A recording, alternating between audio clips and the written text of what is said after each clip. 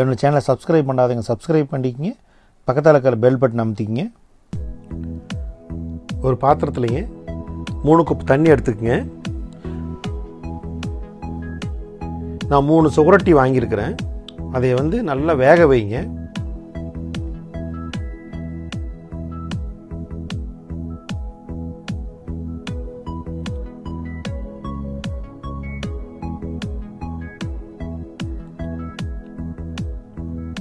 ஒரு கடாய் எடுங்க.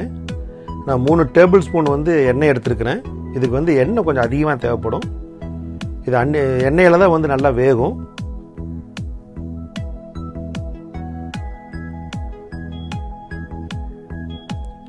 ஒரு டீஸ்பூன் ஜீரகம்,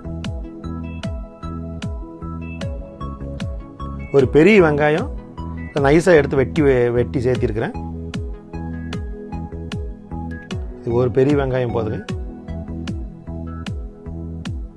நல்லா எண்ணெயில் வதக்கிக்கிங்க.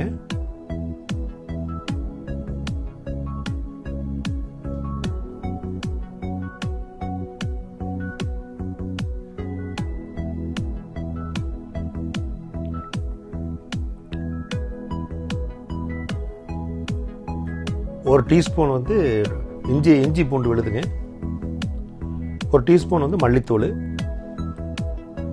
ஒரு டீஸ்பூன் மிளகாத்தூள். இது காரம் போதுங்க. இதுக்கு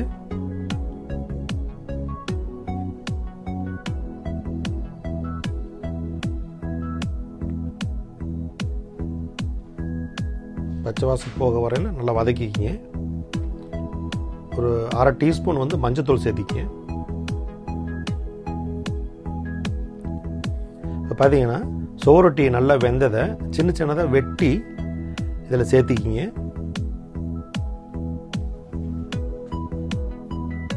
ஏன்னா ஏற்கனவே வெந்திருக்கும். இதில் எண்ணெயில் திரும்பி வெந்துச்சுன்னா நல்லா சூப்பராக மாவு மாதிரி இருக்கும்.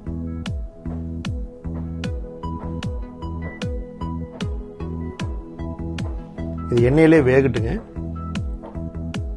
இது சுவரொட்டி பார்த்தீங்கன்னா ரத்த சோகை இருக்கிறவங்க, நல்லா ரத்த சோகை இருக்கிறவங்க, கன்சீவராக இருக்கிறவங்க, அந்த மாசமாக இருக்கிறவங்க, உடம்பு சரியாக படுத்துருக்கிறவங்க, அவங்களுக்கு எல்லாத்துக்கும் பார்த்தீங்கன்னா இந்த சுவரொட்டி ஒரு அருமருந்து. இது மருந்துன்னு கூட சொல்லலாம்.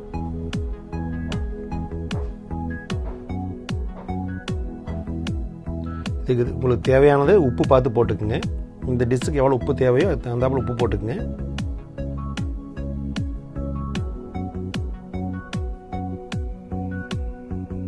மூடி வச்சு நல்லா வேக விடுங்க.